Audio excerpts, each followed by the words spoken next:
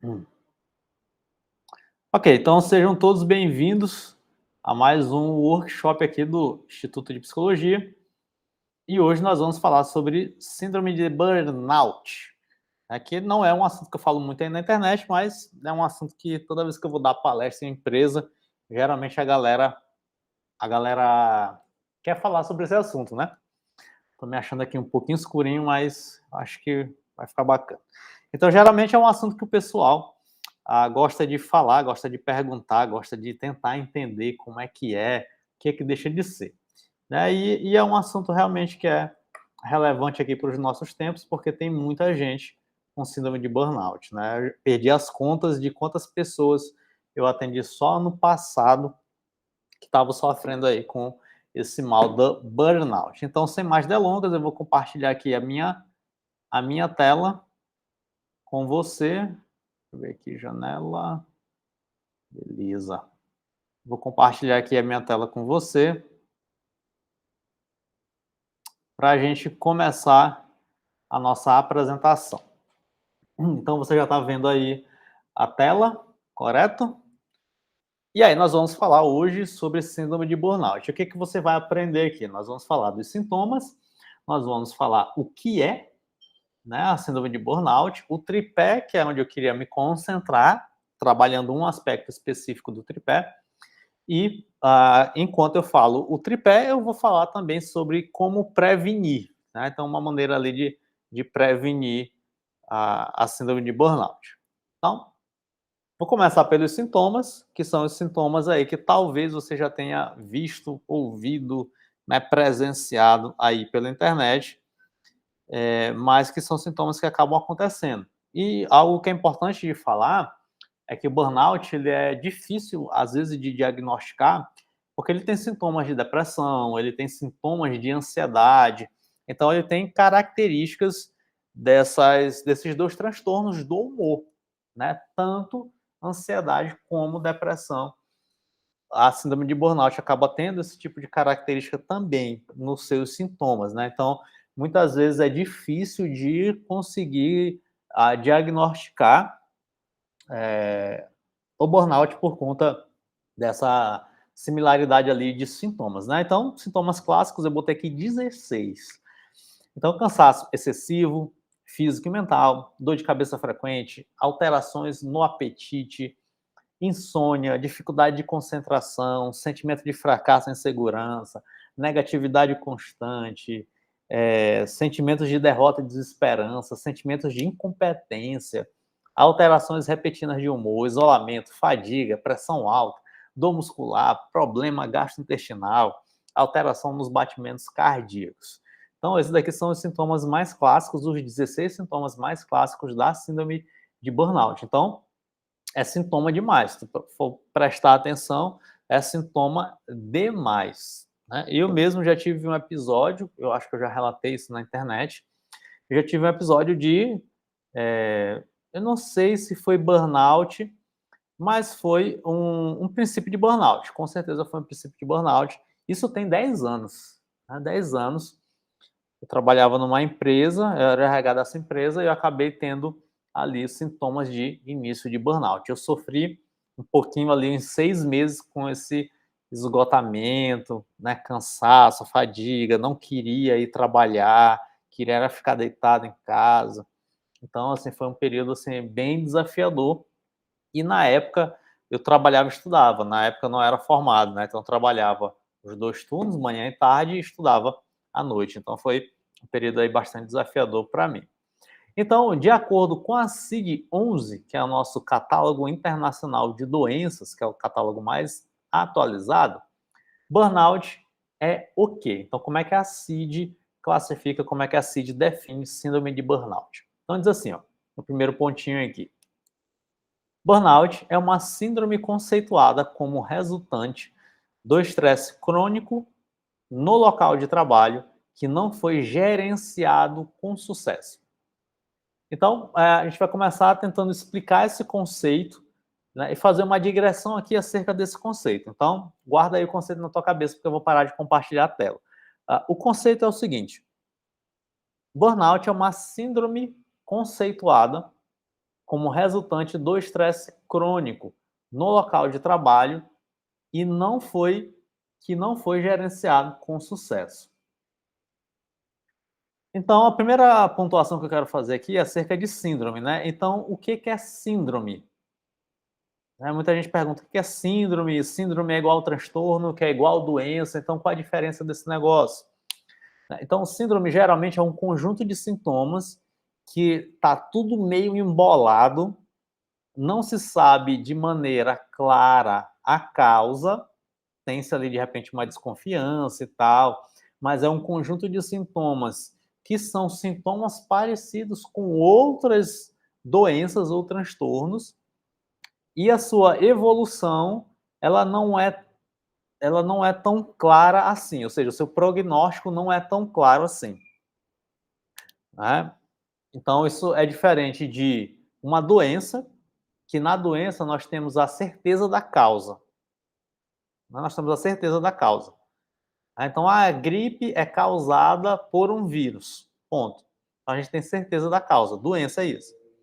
E aí na gripe, se eu tomar, sei lá, um antigripal, né, dentro da nossa cabeça, daqui a 15 dias eu vou estar sarado da gripe, ponto.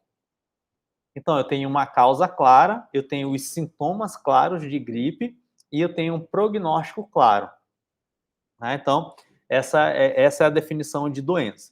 A definição de transtorno é o quê? Eu não tenho, velho, uma causa muito clara para o negócio. Então é meio que nublada, né, a origem daquilo que está gerando sofrimento. Então não se tem uma certeza muito clara daquilo que está causando determinado sofrimento. A gente tem sintomas específicos, então é um conjunto de sintomas específicos, e a gente tem um prognóstico possível e provável. Então, a causa eu não sei, geralmente é um conjunto de fatores, o conjunto de sintomatologia é claro, e se eu fizer um determinado tratamento, então eu tenho uma provável resolução para esse tratamento. Então eu tenho um provável prognóstico para esse tratamento aqui. Isso daqui é o transtorno. Tanto que a gente não chama doença mental, né? O correto mesmo é chamar transtorno mental. Por quê? Porque é multifatorial. Então são sempre várias causas que geram ali um transtorno mental, né? Então a gente não chama doença mental, chama transtorno mental por conta disso. E a gente tem a síndrome, né? Que a origem é meio nublado, a gente não sabe qual é a origem, tem ali um conjunto de sintomas, mas é um pouco parecido com outras coisas, e a gente não tem um prognóstico muito claro daquilo que está acontecendo, né? Então isso daqui é o que a gente chama de síndrome. Então o burnout, ele tem essa característica, né? A causa, vamos dizer assim, como a gente viu lá no conceito, está relacionada a uma situação de estresse crônico no local de trabalho. No local de trabalho. Então, o que é causa? Então, agora, dito o que é síndrome, né? Então, agora a gente vai explicar o que diabo é estresse, né? Ou esse estresse crônico, né? Já que burnout é uma síndrome conceituada como resultante de um estresse crônico, então o que é estresse? Né? Talvez você possa se perguntar assim, velho, o que é estresse, cara? Há uns tempos para trás, né, todo mundo dizia que estava estressado. Qualquer coisa era estresse. Qualquer coisa era estresse, né? Ah, isso é estresse. Ah, isso é estresse. Ah, isso é estresse. Ah, isso é estresse. Ah, isso é estresse, né? Então, muita gente associava qualquer perturbação do status quo como estresse. Hoje em dia, meio que isso virou para ansiedade, né? Então, qualquer coisa é ansiedade, né? Eu tenho ansiedade, ou isso é ansiedade, ou ansiedade causa isso, ou ansiedade não sei o quê, ansiedade para cá, para lá e tudo mais. Então, meio que a ansiedade assumiu aí o conceito de estresse. Então, a gente tem que tentar entender o que é estresse. Então, imagina o seguinte, muitos estudiosos da psicologia vão dizer que a própria psicologia se apropriou de um termo da física para conceituar estresse. Para conceituar estresse. Então, o que a física diz né, que é estresse. Então, qual é o significado de estresse para a física? O significado de estresse para a física é o seguinte: é quando uma matéria recebe uma pressão e, ao receber essa pressão, ela não retorna ao seu estado original. Ou seja, cada matéria tem uma possibilidade de se expandir e de retrair. Então, toda matéria tem isso, né? Então, se eu pegar um papel, então está aqui um marcadorzinho de texto, né? Então, se eu pego um papel, isso daqui é uma matéria. E essa matéria eu posso tentar esticá-la, eu dobro, né? Se eu fizer isso, ela vai voltando ao seu estado original, correto? Só que existem matérias que são mais flexíveis e outras menos flexíveis. Por exemplo, eu tenho aqui um controle de ar-condicionado, né? E eu posso dobrar esse negócio aqui? Eu posso até dobrar, né? Mas é pouca percepção aqui. E se eu forçar muito, ele vai escangalhar. Como a gente diz aqui no Maranhão, vai escangalhar o negócio. Então, para a física, o estresse é o quê? Eu coloco uma pressão em uma matéria, coloquei uma pressão. Se eu retiro essa pressão, a matéria volta ao seu estado original. Ou seja, ela não estressou. E o que é o estresse? Então, eu aplico uma pressão numa determinada matéria e essa matéria, ela, ao ser retirada a pressão dela, ela não volta mais, ela não retorna mais ao seu estado original. Olha só como ficou amassadinho agora o papel. Então, não voltou ao seu estado original, amassou.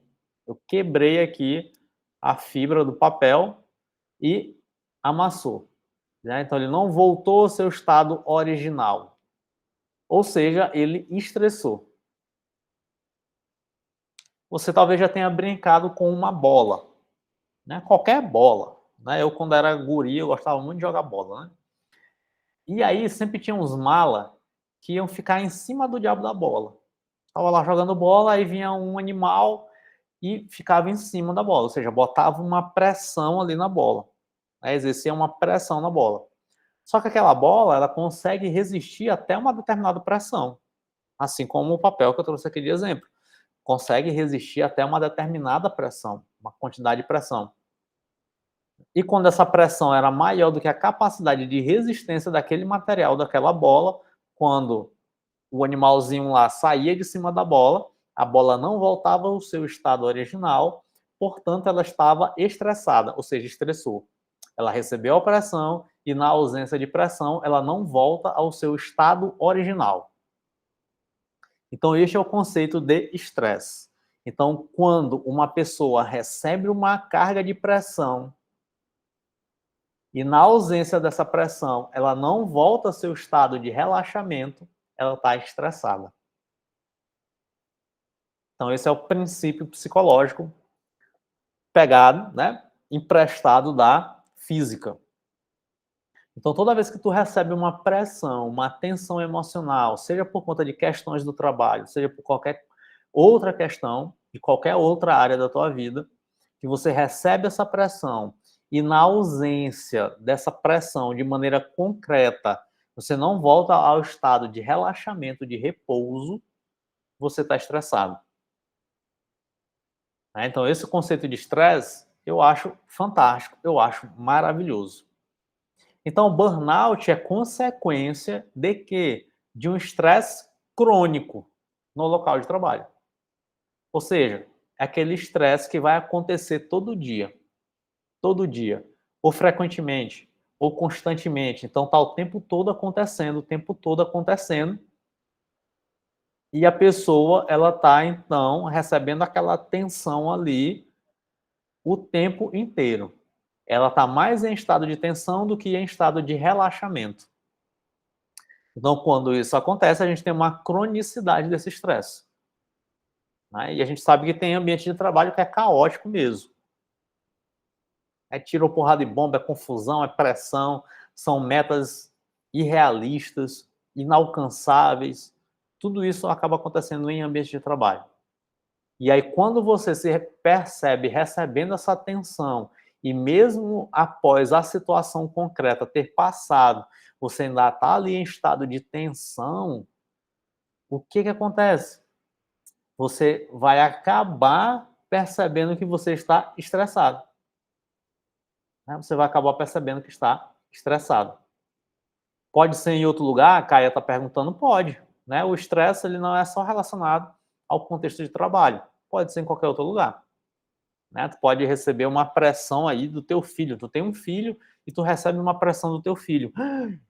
Ei, velho, passou a situação e tu se sente tensa ali e tal. Opa, estressei. Ah, é num relacionamento. Ah, é com um amigo. Em qualquer área da vida. E você perceber que recebeu essa atenção e não voltou a um estado de relaxamento, pode se considerar estressado. Bom, pode se considerar estressado. Então, burnout é um estresse crônico no local de trabalho. Né? Então, a gente tem uma causa específica aqui. É no local de trabalho. E aqui no local não necessariamente é in loco, né? No sentido físico da coisa, tá bom? Mas por questões do trabalho. Né? Por questões do trabalho. De repente você está em casa, deitado, tentando dormir, e você recebe uma mensagem. Tu está em casa, mas tu recebeu uma mensagem do trabalho. Ou de alguém do trabalho. Então, por conta disso, né, a gente considera sempre burnout, né, como consequência, tendo como efeito negativo, né, de causas estressantes relacionadas a questões do trabalho. E esse estresse crônico no local de trabalho, ele não foi gerenciado com sucesso. E isso eu acho interessante no conceito da CID-11, que aponta isso, né? Compartilhar aqui de novo, que aponta isso. Então, não foi gerenciado com sucesso. Ou seja, o que a CID está querendo nos dizer aqui? Que existe um estresse no trabalho. Então, não ache que trabalho, que o teu local de trabalho, que o teu ambiente de trabalho não vai te estressar uma hora ou outra. Esquece isso. Se alguém te falou isso, se você achou isso, está enganado. Né? Porque o local de trabalho é um local que vai estressar. Só que esse estresse ele não foi gerenciado com sucesso. E aí aqui tem os 3 pontos que a gente vai trabalhar aqui na nossa fala, né? Então, primeiro, sentimentos de exaustão ou de esgotamento de energia. Segundo, aumento do distanciamento mental do próprio trabalho ou de sentimentos de negativismo, cinismo relacionados ao trabalho e redução da eficácia profissional. Então, nós temos como consequência esses 3 pontos aqui, que é o tripé da síndrome de burnout. Ora, e aqui eu abro um novo parêntese. Guarda esse triângulo aí. Não vou, antes de abrir o parênteses aqui, vou falar sobre esse triângulo. Olha bem para ele aí, ó. Deixa eu tomar meu cafezinho aqui.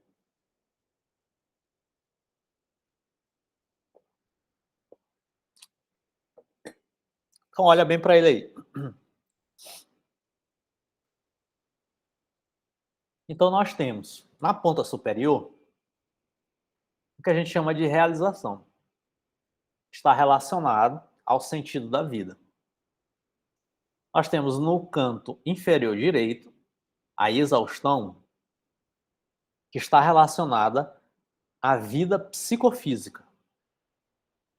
E nós temos a despersonalização, que está relacionada à vida interpessoal. Então nós temos esse tripé aqui. Então olha só, quando você escolhe uma profissão, ou quando você escolheu uma profissão, se você já escolheu uma profissão, ou quando você, pessoas em geral, escolhem uma profissão, qual desses 3 pontos vocês acham que as pessoas geralmente levam em consideração?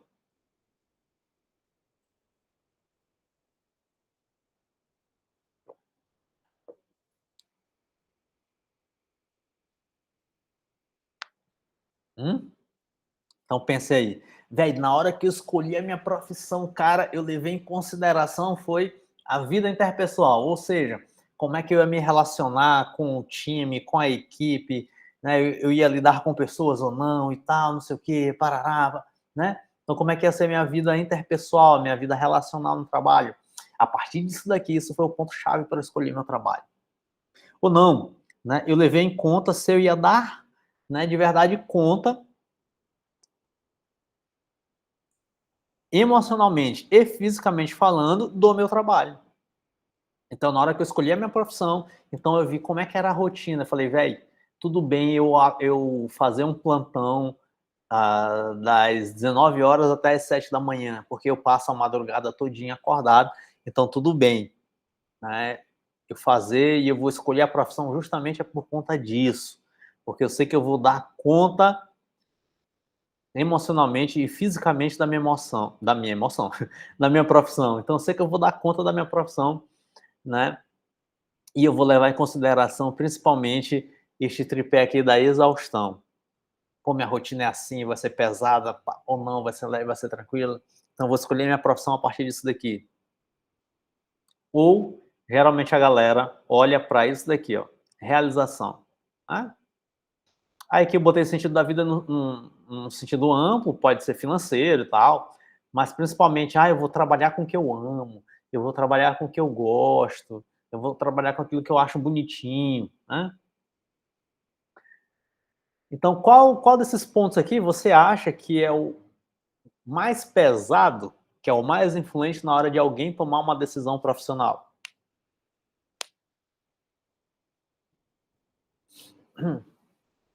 E aí eu vou te dar o meu exemplo, né?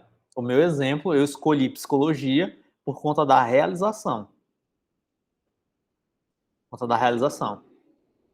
Quando eu escolhi psicologia, eu não levei em conta a minha exaustão emocional.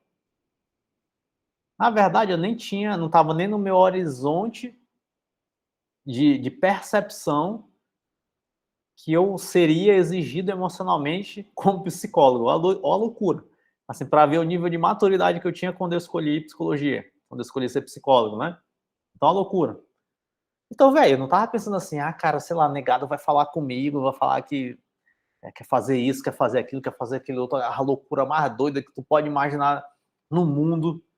E falei, velho, esse negócio aqui vai me desgastar emocionalmente e tal. Ou não, ou eu vou, sei lá, eu vou ter que correr bastante na minha profissão. Isso daqui não estava nem no meu horizonte de escolha. Quando eu fui lá e comecei a cursar a faculdade de psicologia. Isso daqui de longe, velho, de longe. Passou no meu horizonte de escolha. Isso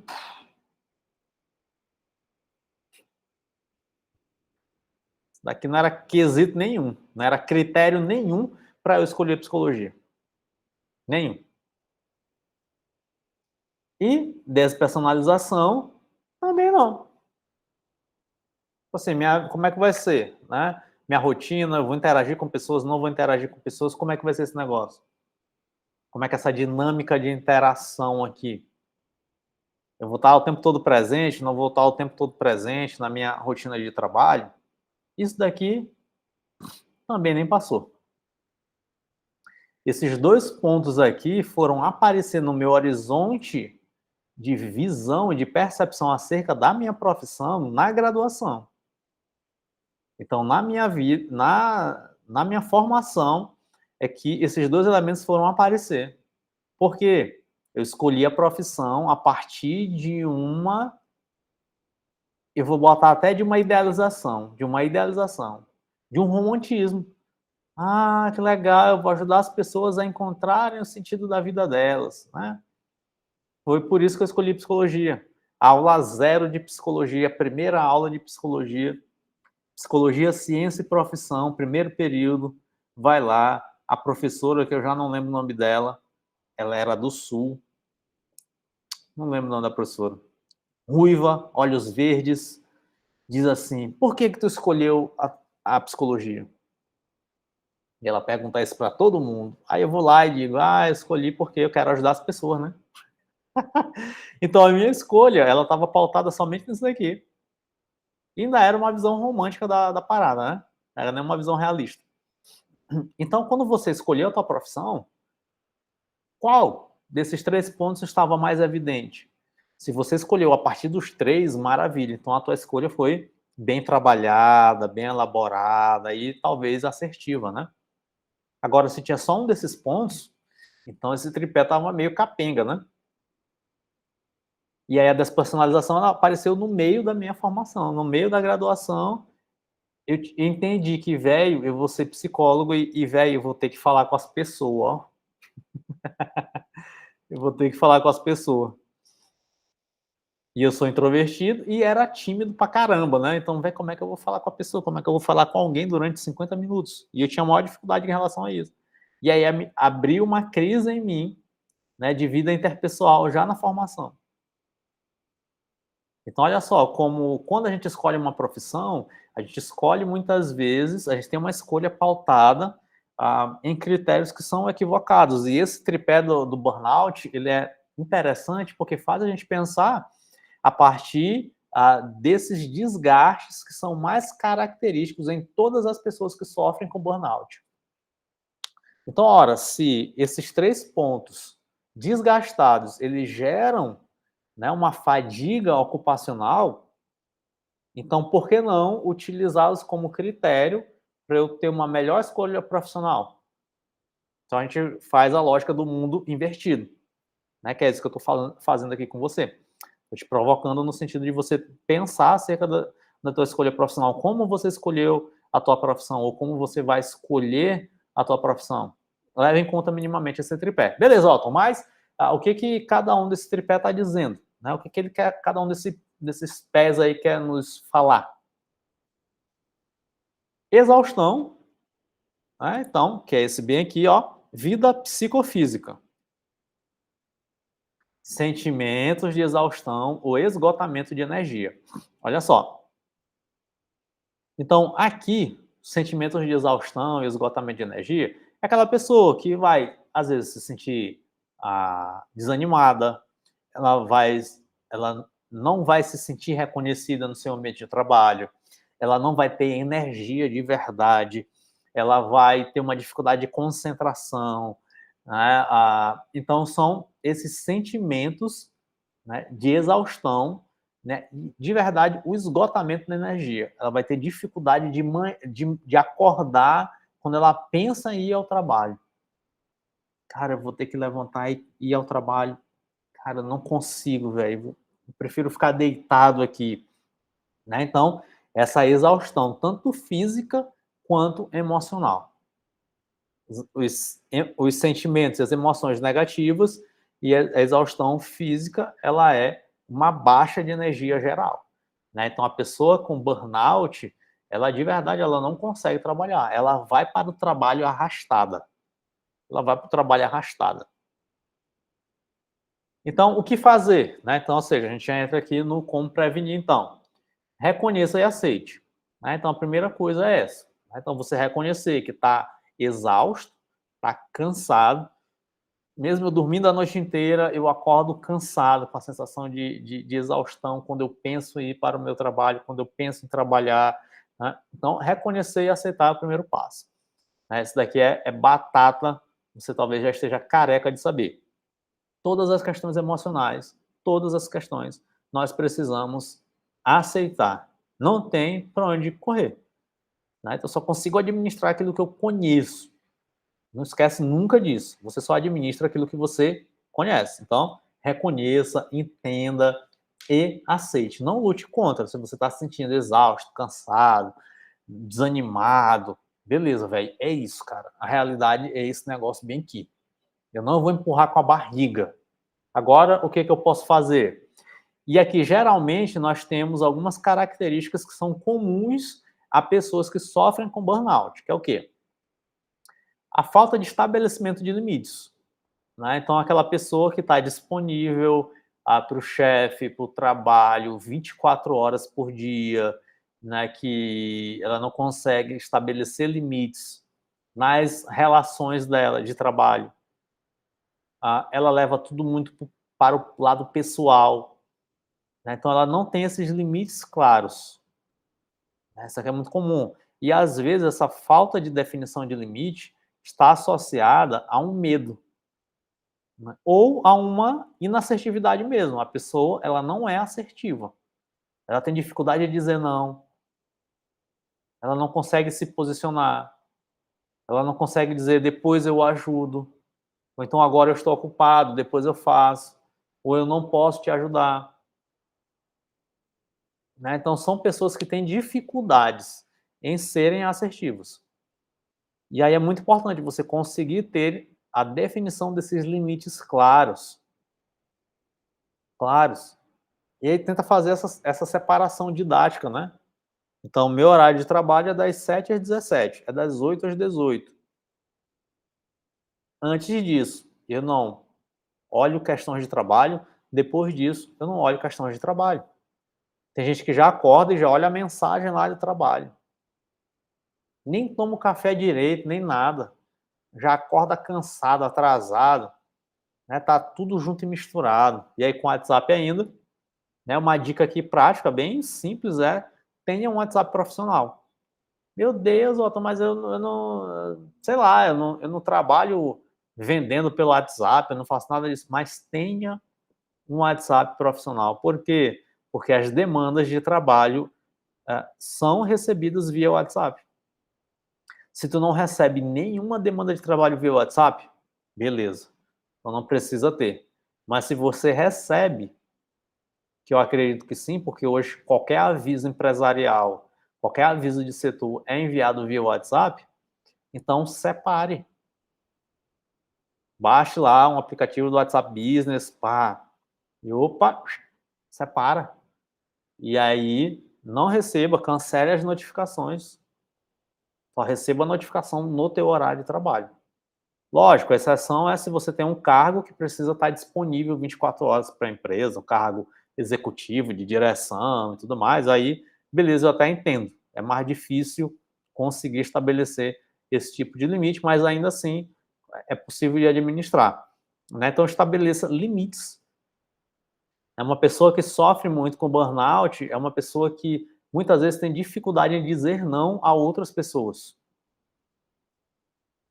Então ela tem as suas demandas e ela ainda tem um costume, tem um hábito de ajudar outras pessoas. Então muita gente vai lá, solicita e ela tem dificuldade de dizer não. Então ela se atrasa no seu próprio serviço para ajudar as outras pessoas. Então ela interrompe o que está fazendo, socorre o outro e quando vai ver, ela mesma está se afogando, porque ela se atrasou nas suas tarefas. Por quê? Vai ajudar o outro. Por quê? Porque não sabe dizer não. Véi, peraí, cara, eu vou fazer agora a minha tarefa aqui, depois que eu terminar aqui, se sobrar tempo, eu consigo te ajudar, beleza? E tem muita gente que não é assertivo nesse sentido, tem dificuldade de definir esses limites. Então, estabeleça esses limites, pratique o autocuidado, uma atividade física sempre é importante se fazer, mas qualquer outra atividade que você tenha uma percepção que está cuidando de si, né? Aprenda a dizer não, né, que eu estava falando ainda agora, e uma dica é o livro Essencialismo, é muito importante.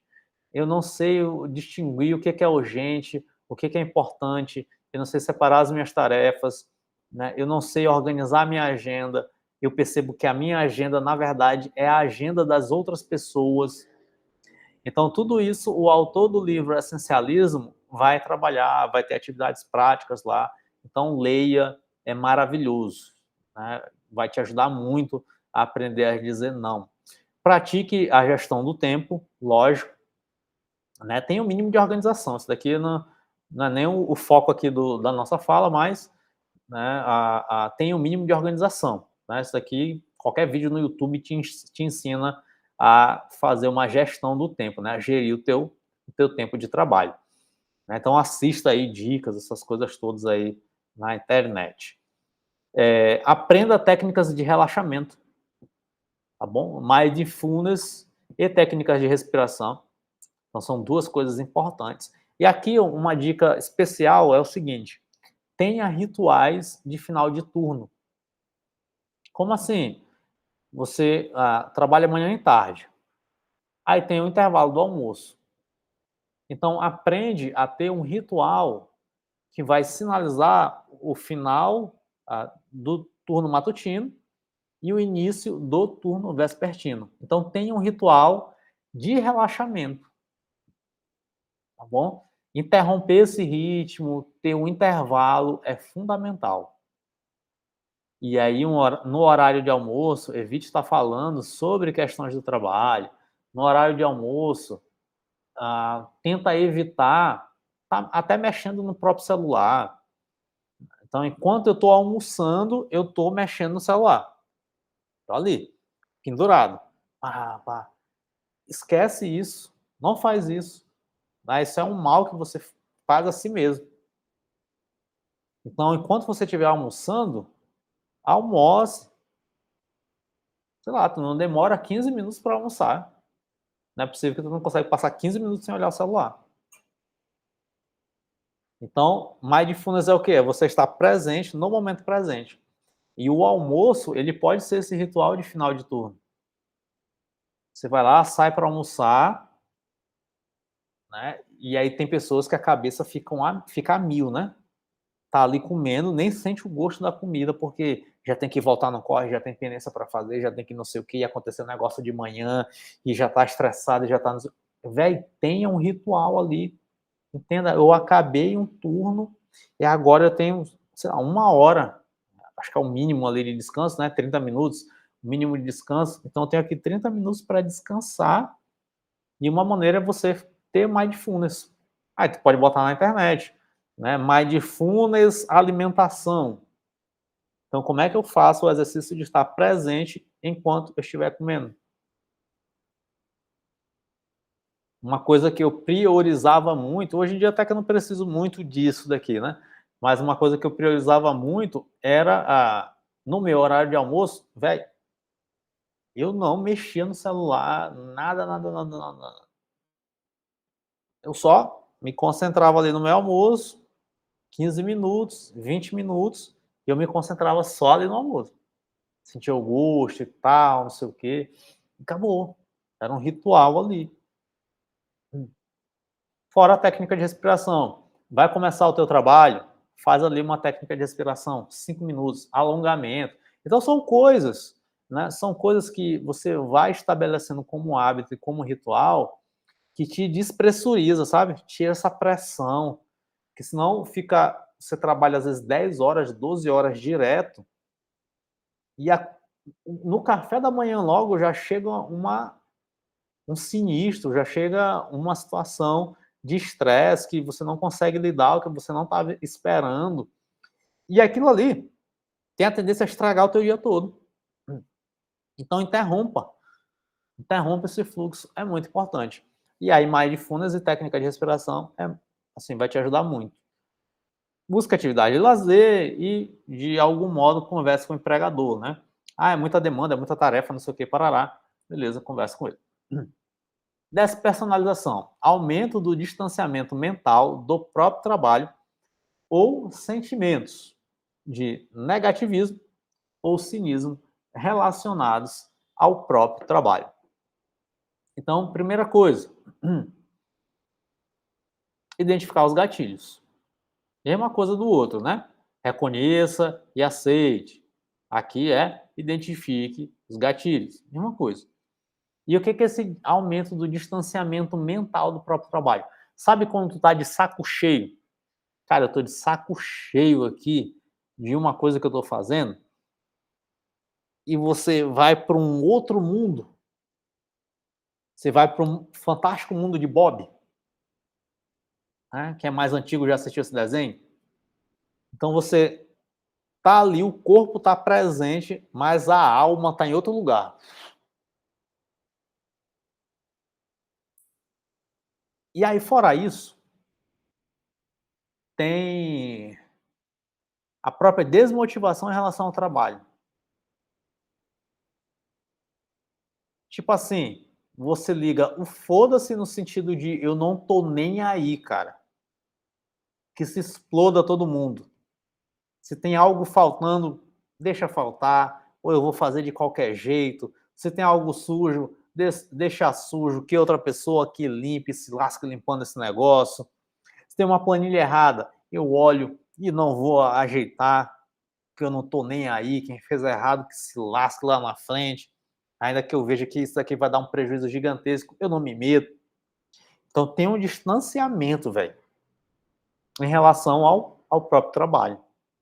Tem um afastamento, que é essa atitude cínica, né? Atitude cínica. Velho, eu não tô nem aí, cara. O mundo tá pegando fogo e eu tô comendo peixe frito na praia. Não é assim que diz o ditado? Quero que o mundo pegue fogo e eu fique comendo peixe frito na praia. É desse jeito, né? Então tem esse elemento de despersonalização. Então, quando você se sentir assim, quando você se perceber assim, identifique, velho, é alguma situação com algum gestor, é alguma situação com algum procedimento do próprio trabalho, é alguma situação com as demandas do trabalho, é alguma situação relacional que está gerando esse distanciamento. Velho, o que está acontecendo, cara? O que está acontecendo para existir, para haver esse distanciamento? Tem alguma coisa que está gerando isso. E aqui eu estou falando de causas no trabalho, tá bom? No trabalho. A gente está falando de burnout. E aqui a gente pode abrir um parênteses no sentido de, tá, sei lá, a tua casa está de cabeça para baixo e aí você não consegue se concentrar no trabalho. Ok. Né? Mas a causa não é o trabalho. Não é o contexto do trabalho, entende? A causa é, sei lá, o relacionamento, né? O patinho de borracha se afogou na banheira, em casa. Então, tua preocupação, tua cabeça está ligada lá com as coisas de casa. Aí é um outro contexto. Né? Não é uma despersonalização por motivos do trabalho. Uhum. Então, aí você tem que entender, tem que verificar, velho, é por conta do trabalho?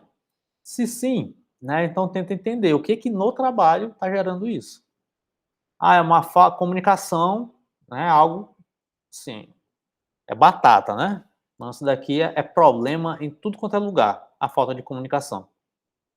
Então, alguém deveria ter dito, alguém deveria ter falado, alguém deveria ter avisado, ou avisou, mas não avisou, ou avisou A de manhã, de tarde já foi B, não é assim? Tem uns chefes que são meio assim, né? Ah, de manhã eu quero A, aí quando é de tarde, cadê B? Eu te pedi B, aí tu fica doido, bicho, mas que loucura, velho, mas tu não queria, não era A? Não, eu quero é B agora. Aí a pessoa fica doida, né? Estabeleça conexões, ou seja, tente fortalecer relacionamentos saudáveis com os colegas. Então é importante, né, ter relações saudáveis ali. Eu sei que de repente em alguns ambientes de trabalho, de repente isso não é possível, né? Então tem climas e climas organizacionais, né? Então eu sei disso. Eu já trabalhei em empresas que o clima organizacional é excelente, né? Eu tenho experiência em RH, né? E eu já trabalhei em empresas que o clima organizacional é excelente, velho. Excelente mesmo. Pô, cara, eu acordava assim, velho, vou lá pra galera, ó, vou trabalhar e, pô, já vou ter ali a interação e tal. Tem a zoeira, tem a intimidade, tem a conexão, e é massa, e conversa, e faz atividade. E a minha atividade era muito chata, eu tinha que corrigir teste. Imagina, corrigir teste e selecionar currículo. Horrível, né? Que atividade top. Ela olhar um monte de currículo e corrigir teste. Eita, velho, que coisa chata. Mas, por conta dos relacionamentos e do clima organizacional, eu curtia. Pô, massa, bora aqui. Pá. E era maravilhoso. Agora, já teve empresas que eu trabalhei também que o clima horrível, né? Então, é importante. Né? Então, se possível, caso possível, você conseguir estabelecer conexões positivas nas suas relações de trabalho. Né? Se não é possível, aí paciência. Então, o Caio está perguntando aqui. Então, burnout é só do trabalho? Isso, Caio. Então, burnout, o estresse deve ter como origem as causas no contexto do trabalho. Então, se tu está estressado porque, sei lá, o Flamengo perdeu, a origem do teu estresse não é o trabalho, né?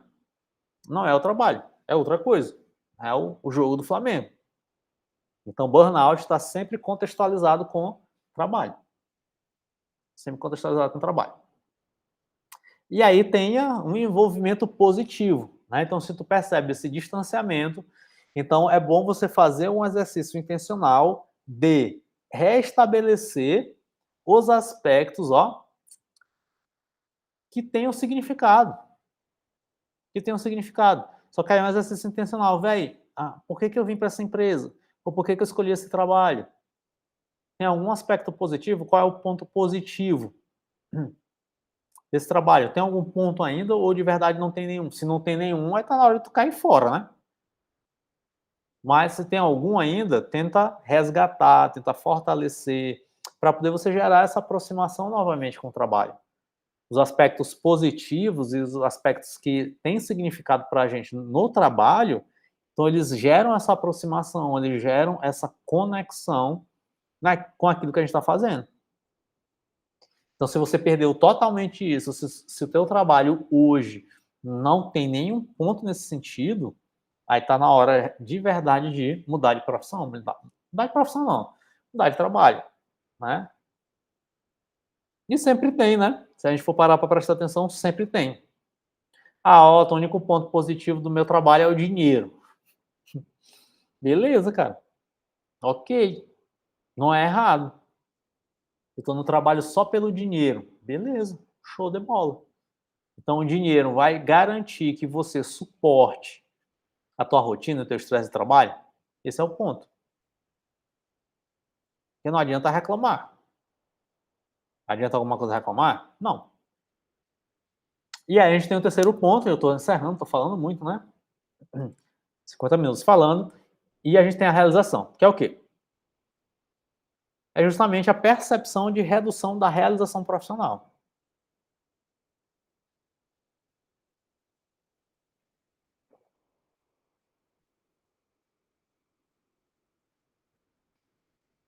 Então, o meu exemplo pessoal, né? Eu tenho um monte de exemplo aqui de paciente, tá? Mas eu vou trazer o meu exemplo. Então, assim que eu comecei a estudar psicologia, eu já imaginava que eu fosse trabalhar com clínica, mas eu recebia dos meus professores um contexto muito negativo.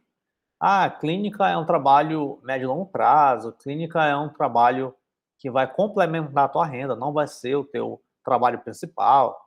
E uma série de contextos negativos, de avaliações negativas a partir das suas experiências, acerca do contexto da clínica, né? E aí eu levei aquilo em consideração e falei, é verdade, cara. Quando eu tiver com uma cabeça branca, então aí eu vou ser aquele psicólogo que vai ser sábio e tal, e vai conseguir atender uma pessoa. Até porque eu também não me sentia capaz de conversar, como eu estava falando há pouco, de conversar, sei lá, durante uma sessão toda com uma pessoa, não sentia essa capacidade, né? Então, eu tive experiências profissionais já na minha graduação, e eu fui para a área que era mais fácil de conseguir um estágio e que tinha maior remuneração no mercado, que é o pau que rola ainda para estudante de psicologia, é estágio em psicologia organizacional do trabalho. É o pau que rola. Pá! Né? Se tu é estudante de psicologia, tu sabe. Estágio em RH, estágio em RH, estágio em RH. E o que o estagiário faz? Só seleciona currículo, liga para candidato, aplica teste e corrige teste. Só isso. Aí o que acontece? Aí eu consegui uma vaga, né, de estágio, tava animadaço, pô, massa e tal. Isso foi na metade do meu curso. E eu passei a metade do curso inteira no estágio. Show de bola. Quando eu formei, eu graduei, eu fui efetivado, né? Saí, né, do status de escraviário e fui efetivado. Pô, agora eu sou psicólogo de RH, né? Essa besteira toda. Aí o que acontece? Eu passei só 6 meses. 6 meses depois de graduado, depois de formado, eu passei só 6 meses trabalhando na área. E por quê? Porque eu estava com uma redução gigantesca da minha sensação, da minha percepção de realização profissional. Porque eu já estava há 3 anos na empresa e eu já estava dominando todos os processos. Eu sei fazer isso daqui de cabo a rabo e tal, não sei o que, parará. e aquilo ali começou a perder o sentido para mim. Então a minha sensação de realização profissional, ela foi caindo, ela foi despencando. Foi lá para baixo, velho. Lá para baixo. Lá para baixo. Aí eu: "Véi, e agora, cara, o que que eu tenho que fazer?". Aí eu tentei ainda insistir, insistir, insistir, mas eu não consigo trabalhar num local que eu não me sinta bem, eu não eu demoro a tomar uma decisão, mas quando eu tomo, beleza, batata. E aí eu decidi sair. Ah, vou sair, por quê? Porque o meu senso de realização profissional, ele foi lá para baixo, né, então despencou de verdade essa percepção minha de realização, por quê? Porque a área mudou e tal? Não, porque eu já dominava todos os processos e, de verdade, eu fui entendendo aquilo ali, entendendo que aquilo ali não era o local que eu queria estar, né, eu não queria passar o resto da minha vida, tem gente que gosta e tal, não sei o quê, fazendo processo seletivo e tudo mais. Eu, de verdade, né, isso daí não faz sentido para mim. A única área que eu ainda gosto de RH é treinamento e desenvolvimento, né, então isso daí eu acho legal ainda. E mais ou menos porque a galera ainda aplica muita dinâmicazinha, assim, que eu acho meio pai, mas enfim.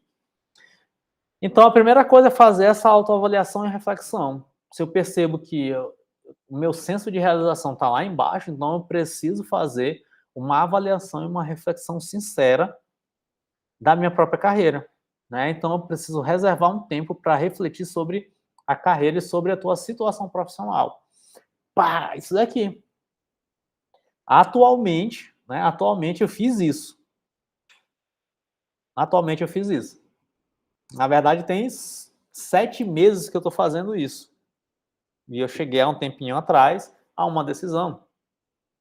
Então há 7 meses eu estou avaliando um ponto da minha carreira, um ponto da minha situação profissional. Eu estou pensando, eu estou tentando melhorar, eu estou tentando mudar a estratégia ali do contexto e tal, não sei o quê, e eu estou avaliando, estou avaliando, estou avaliando.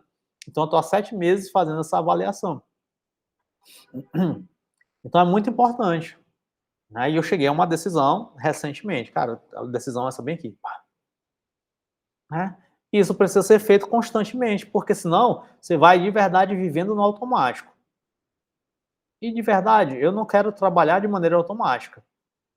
Eu nem posso, né, eu nem posso me dar esse direito de trabalhar de maneira automática, porque cada encontro é um encontro, cada sessão é uma sessão, imagina. Eu no automático atendendo uma pessoa, como é que deve ser? Uma loucura, né.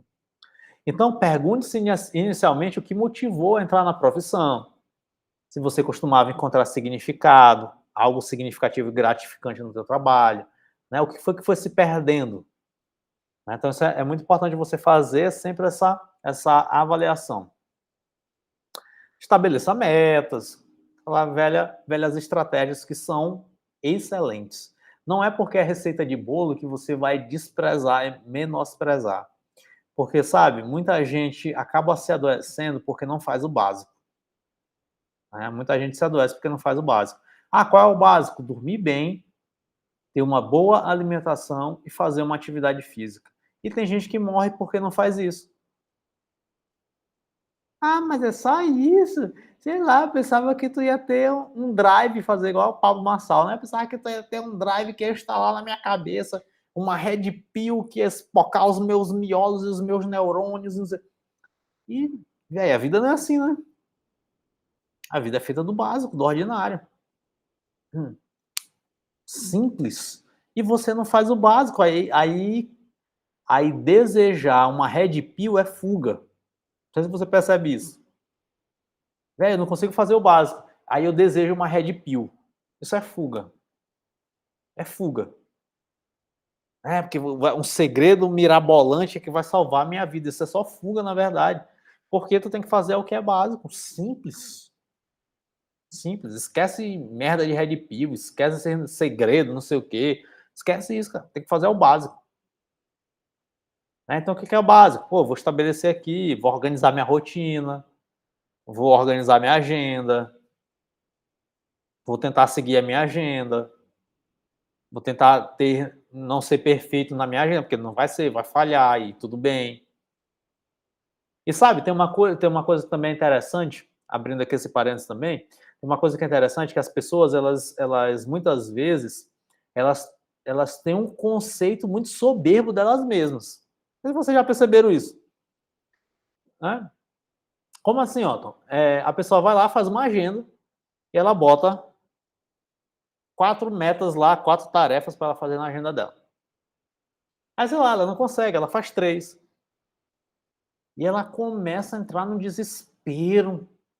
Por quê? Porque ela tinha uma expectativa de ser, sei lá, perfeita e achava que ela ia concluir a agenda totalmente, todas as tarefas da agenda. E, velho, não vai ser. Não vai ser. Aí é meio que um movimento de soberba, né? Tu acredita muito em si, cara. Não sei. Né? Tu acha que tu é uma pessoa perfeita, que não vai falhar. Aí quando falha, é o fim do mundo. Né? É o desespero. Eu vou para academia, beleza. Aí eu vou 1 dia, 2 dias, 3 dias, 4 dias, no quinto dia eu falho. Meu Deus, acabou minha vida. Assim, velho, tu é perfeito, tu acha que tu é perfeito, né? Tu acha que tu não vai falhar? Lógico que tu vai falhar. Tu não é perfeito, pô. Tu vai falhar. Então tem gente que estabelece metas na expectativa de que não vai falhar. E quando falha, o desespero é o fim do mundo. Cara, o conceito tá todo errado dentro da cabeça dela, né? Tá todo errado. A pessoa simplesmente não se conhece, ou espera muito de si. Né? Acha que é Deus. Estabeleci as metas, então eu vou bater todas as metas todos os dias. Meu rapaz, velho, a vida não é assim, né? Vou fazer uma dieta. Tô fazendo aqui a dieta. Meu Deus, no segundo dia eu tomei uma Coca-Cola. Aí eu largo de mão, né? Aí eu largo de mão a dieta. Por quê? Porque eu tomei Coca-Cola, então eu estraguei a dieta, não vou fazer mais isso. Aí a pessoa, para tentar evitar uma sensação psíquica de fracasso, ela abandona uma meta que faça sentido para ela. Né? Então, qual é a sensação psíquica de fracasso? É isso. Você vai falhar. Só que fica numa expectativa, a galera fica numa pira doida, achando que não vai falhar. Vai falhar, cara. Meu Deus do céu, isso não é o fim do mundo. Isso é só você sendo você. Vai falhar. E o que, que tem? Continua amanhã. Acabou. Então o nego às vezes bota uma aspira doida. Então estabeleça metas, né? Defina metas alcançáveis, específicas para si mesmo. Né? Isso pode ajudar a criar esse senso de progresso e realização. E aqui a gente tem um ponto interessante também, que é o quê? Que seria você conseguir identificar o que é um progresso e uma realização concreta do que é um falso feedback de gestores, coordenadores, de pares, de um não progresso, de uma estagnação, né, e de um não cumprimento de meta. Porque isso daqui também pode gerar uma confusão emocional muito grande. A pessoa, ela estabelece metas, ela vai batendo essas metas e nunca tá bom para o gestor, sabe?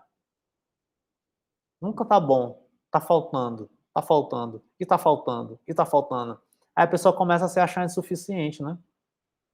Ela começa a se achar insuficiente. Velho, poxa, sei lá, o gestor falou assim, ó, a gente vai ter que vender 10 mil. Aí vai lá, vende 10 mil. Bati a meta. Aí quando chega, o gestor não reconhece. E aí ele diz assim, não, né, agora é 12. Aí tu, pô, velho, será que eu tô progredindo? Isso acaba minando o teu senso de realização. Ou você mesmo, né, ao botar metas irrealistas, ou acabar tendo um ideal, né, imaginado aí na tua cabeça de perfeição, você perde esse senso de progresso. Então é muito importante você conseguir mensurar isso, mensurar o progresso, mensurar, né, as evoluções, é muito importante, porque senão, de verdade, você vive num automatismo constante, e esse automatismo ele vai gerar a desmotivação. Celebre as suas conquistas, né? Então reconheça o que você realizou. Não importa se é um negocinho pequeno, se é algo gigantesco, não. Celebre, comemore. Não importa se ninguém na empresa reconhecer essas conquistas também. Sabe, muitas vezes a gente trabalha para o reconhecimento do outro. E quem coloca essa hermenêutica, quem coloca esse fim último para o seu próprio trabalho, corre sempre o risco de estar buscando a validação, principalmente da liderança, de gestão, de coordenação. E isso é muito sério, muito grave, porque a gente pode ter líderes que são imaturos e que não reconhecem de verdade as suas realizações, entende? Então não importa se, cara, ninguém na empresa reconheceu isso. Sei lá, tu tá fazendo para a empresa reconhecer somente? Se ela reconhecer, tu tá no lucro, né? Ok, é bacana, é legal. Mas e se ela não reconhecer? Se ela não reconhecer, ninguém tem a possibilidade de retirar a tua obra. Ninguém, velho. Ninguém.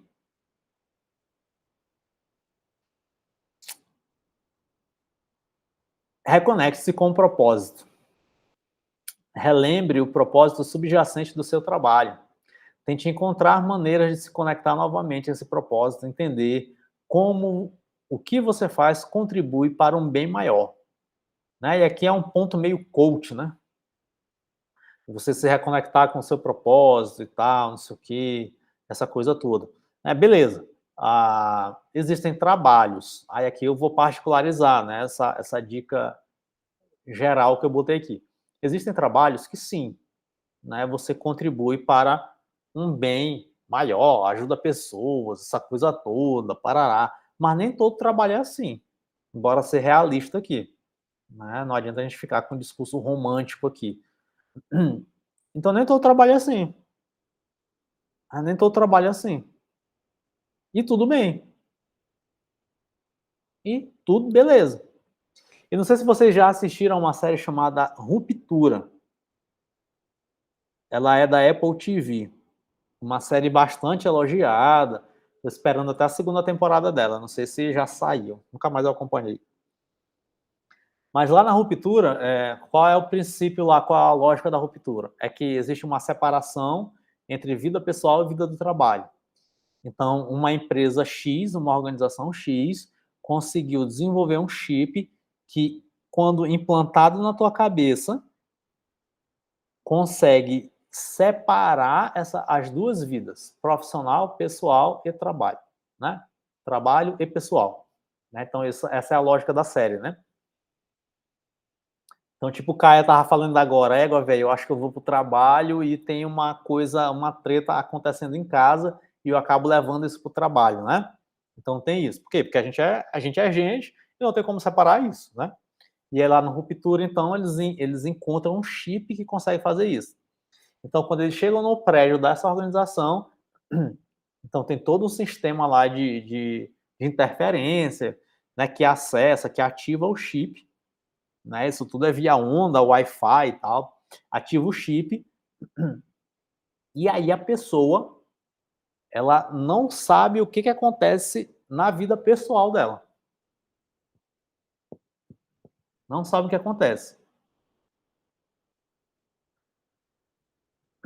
Então, tipo assim, eu cheguei no meu trabalho, eu cheguei agora no consultório, e se eu tivesse esse chip, eu não ia saber que, sei lá, eu era casado, né, que, sei lá, minha esposa vai morrer amanhã, né, ou que meu filho tá com câncer. Eu não ia saber nada disso, velho. Cara, tá acontecendo um sinistraço em casa e pá. Não sei, porque na hora que eu entro no consultório, que eu abro a porta, o chip ativa e tem a ruptura. E, e tem a reparação, tem a partição, né? Então, partiu. Seria interessante, né? Mas acontece que as pessoas lá na série, eu não vou dar spoiler aqui, mas elas ficam ali meio que em crise, né? Elas não conseguem só se concentrar naquilo que elas estavam fazendo. E é por isso que eu abri esse parênteses aqui da série, né? Porque lá elas fazem só um monte de numerozinho, e parece que aquilo ali não tem sentido. Ah, qual é a atividade da pessoa? Ah, a pessoa ela tem que, selecionar o número 4. Então toda vez que vai caindo um monte de número na tela, ela tem que selecionar o 4 e jogar numa pasta, pá. E esse é o trabalho dela. E é só isso. Tem um bem maior e tal, não sei o que, parará. Velho, não tem nada disso, cara. Então existe trabalho mesmo que não necessariamente, não diretamente vai contribuir para um bem maior, tá? Socialmente falando, para outras pessoas, não vai. Não vai. Mas pode contribuir para o teu próprio bem, correto? Por quê? Porque o trabalho é ocasião de melhoramento pessoal. Então, se tu é desorganizado, de repente o teu trabalho pode te ajudar a você construir um hábito de organização. Então, não vai contribuir para a paz mundial, mas vai contribuir para a tua organização pessoal. Olha só. Então, muitas vezes o trabalho ele é ocasião para melhoramento pessoal, para aperfeiçoamento pessoal, para desenvolvimento, amadurecimento de personalidade. E muitas vezes isso é esquecido. Então, às vezes, o propósito não é salvar o mundo. Ah, qual é o propósito do meu trabalho? O propósito do meu trabalho é salvar o mundo. E como é que tu vai salvar o mundo? Sei lá, eu lacro aqui os pacotinhos de açúcar. Então eu estou ajudando a salvar o mundo. Véi, não tá, cara. De verdade, não tá. Mas em que pode te ajudar? Pode te ajudar a manter a tua atenção concentrada. Então, olha só, né, um propósito do teu trabalho é uma ocasião para melhoramento pessoal. Ah, velho, eu, sei lá, eu não falo com as pessoas, eu sou tímido, eu chego no trabalho e não consigo dar nem bom dia. Beleza, teu trabalho não pode contribuir para a paz mundial, mas pode retirar a tua timidez. Então se desafie. Toda vez que eu chegar no trabalho eu vou dar bom dia. Bom dia, galera, e tal, não sei o quê. Parará. E assim. Então o propósito, muitas vezes, não é algo grandioso, né, que vai mudar uma sociedade, que vai mudar um contexto histórico do mundo, da sociedade, da humanidade. Não é nada disso. Esquece essas megalomanias, né? Então, muitas vezes, o propósito é um melhoramento pessoal. Tipo assim, um exercício agora para ti, né? Tentar se reconectar com um propósito. Você pode escolher, dentre as tarefas que você faz no teu trabalho, você pode escolher a tarefa que você faz pior. Véi, dentre os processos aqui que eu faço no meu trabalho, então o que eu faço pior aqui, cara? Tem alguma coisa ou outra que de repente eu sou mais fraco. O que eu faço? Pior, dentro dos meus processos de trabalho. Aí você vai lá e você vai, durante uma semana, durante essa semana agora, quarta-feira, pá, você vai tentar desenvolver isso que você faz de pior no teu trabalho. Você vai tentar melhorar isso. Olha só. E aí qual é o hábito que a gente tem? A gente geralmente, a gente se esquiva disso e a gente foca nos pontos positivos, né? Nos pontos que nós somos mais fortes e tal. Mas não. De repente, cara, se eu entendo que o trabalho é uma ocasião para o meu próprio melhoramento, então eu vou pegar aquilo que eu tenho mais dificuldade e vou começar a arrochar agora nesse negócio. Olha só. Então aí você já conecta, já tem um desafio. Poxa, eu tenho dificuldade em mexer numa planilha no Excel e meu trabalho exige muito isso de mim. Então vou fazer o quê? Cara, eu vou focar nessa semana para melhorar o meu Excel. Pega, moleque. E pronto, né? Então, isso são exercícios simples que você pode ir aplicando para poder melhorar. E são desafios, né? Você vai reconectando com o teu trabalho e você vai percebendo os benefícios que isso vai te gerando. Você vai percebendo isso. E aí, aqui, eu acho que eu encerro, acho que é o último esse daqui, estou falando muito. Uma frase de um psiquiatra que eu curto por demais, que é o Viktor Frankl. Ele diz assim: não é por conseguinte um determinado tipo de profissão o que oferece ao homem a possibilidade de atingir a plenitude. Neste sentido, pode-se dizer que nenhuma profissão faz o homem feliz. A profissão em si não é ainda suficiente para tornar o homem insubstituível. O que a profissão faz é simplesmente dar-lhe a oportunidade para vir a ser. Então, para a gente finalizar aqui, bora destrinchar essa frase, porque o Viktor Frankl foi um psiquiatra austríaco que ele passou pelos campos de concentração nazistas, ele foi um judeu, né? Então ele passou pela Segunda Guerra, passou por 4 campos de concentração, né? Perdeu os pais, irmã, primeira esposa, tudo nesse processo de Segunda Guerra Mundial. E ele tem a psicologia do sentido da vida, né? Então não teria uma melhor pessoa para falar para a gente o que seria sentido da vida que não Viktor Frankl, né? Passou aí pela Segunda Guerra Mundial. E, inclusive, ontem eu terminei o último episódio de uma série que, cara, eu terminei o último episódio com os olhos marejados, né? Uma série que ilustra ali uma companhia lendária lá dos Estados Unidos, uma companhia do Exército, e eles passaram ali por várias situações e tudo mais, e teve um episódio lá em que foi apresentado o campo de concentração e tudo mais, e uma situação assim extremamente catastrófica, né? A gente sai ali de uma situação de guerra, né? Meio do campo de batalha, no fronte de batalha, e tiro porrada e bomba, e nego explodindo e perdendo a perna, e o caos e não sei o quê, e uma sensação de ausência de sentido. E aí, de repente, né, os soldados americanos começam a encontrar os campos de concentração e eles se deparam com a humanidade de uma maneira mais frágil possível, né? E nesse encontro eles acabam retomando a sua própria humanidade, que havia sido perdida ali, justamente por ter situações banais de morte, né? Então a gente passa ali por todo esse desenvolvimento dos personagens, e o nome da série é Band of Brothers, né? Ela tá na HBO. Excelente, cara, excelente, excelente. Vou assistir ela de novo.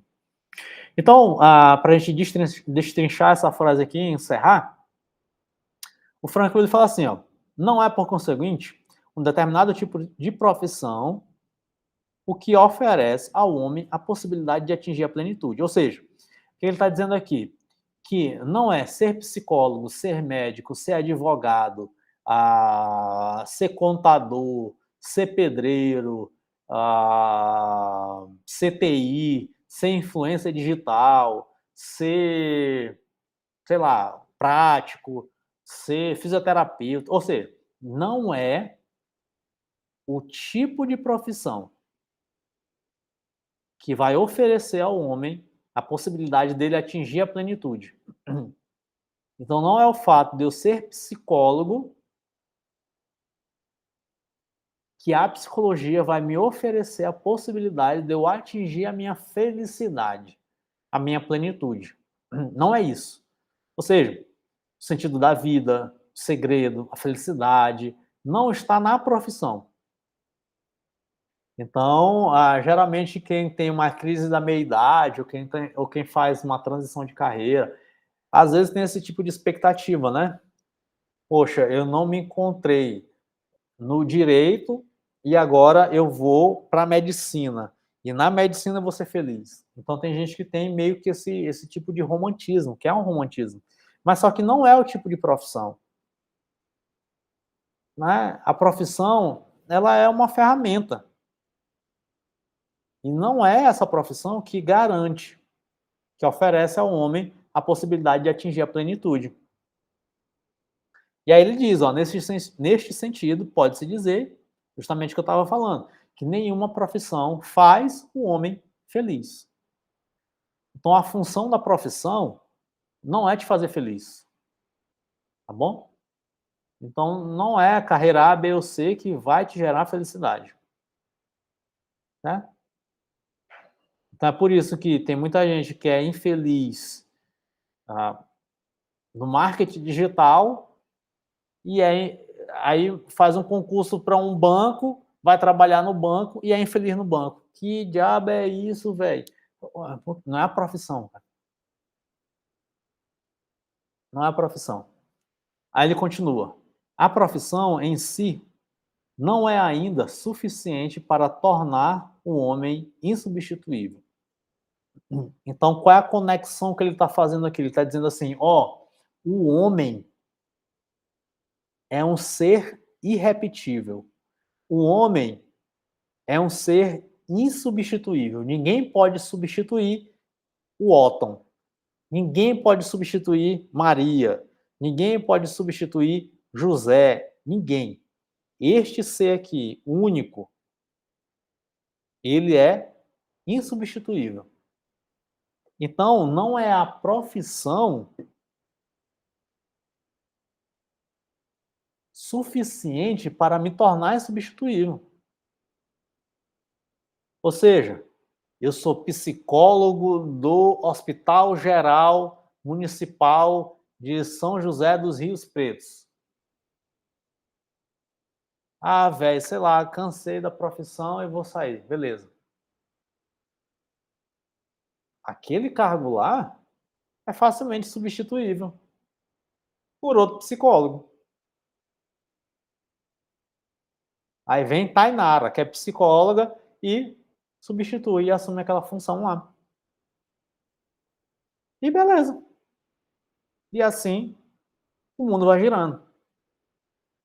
Então não é a profissão em si. Só que o que a profissão faz?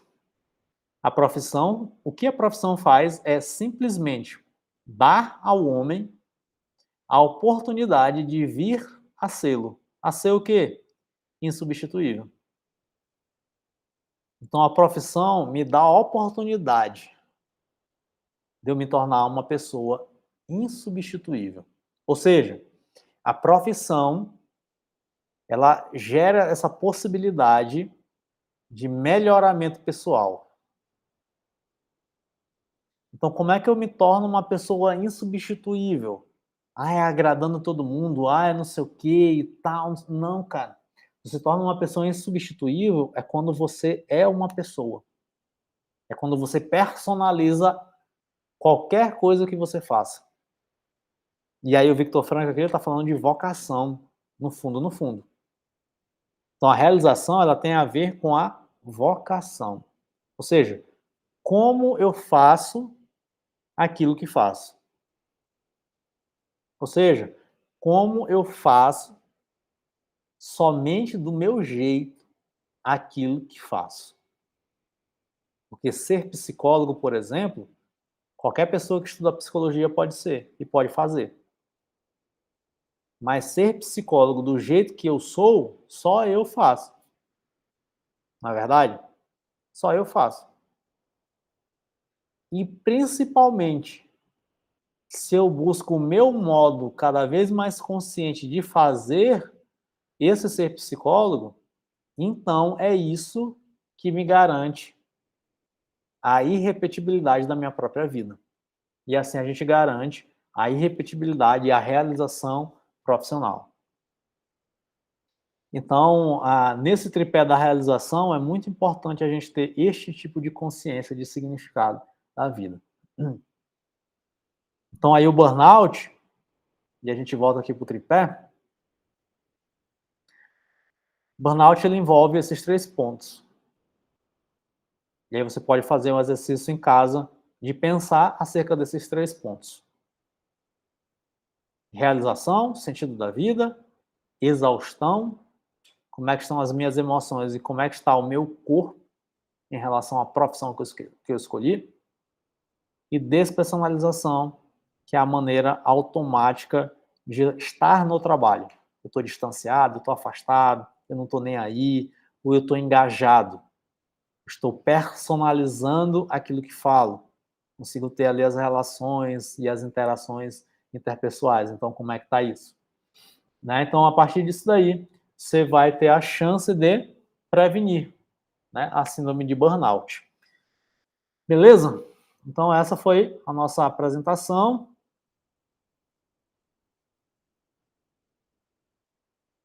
Espero que tenha ajudado de alguma maneira. Não falei de maneira clássica, porque eu nunca gosto de falar assim muito de maneira clássica, né? Porque, enfim, a gente já escuta tanta coisa, né? Então, trazer aí de repente uma outra reflexão acerca do burnout. Beleza? Então é isso tudo aí. Valeu, Caia. Valeu, Ana Cláudia. E as demais pessoas que assistiram. Parece que tu tem isso, Cláudia. Fala sério. Então pensa, né? Pensa direitinho aí para poder de repente você conseguir criar uma estratégia, né? Ou mudar lá ou mudar a si, né? Ou mudar o ambiente, né? Faça uma investigação, ou mudar de profissão, enfim, é importante, né? Faz o teu acompanhamento profissional, né? Que aí é sair do trabalho, né?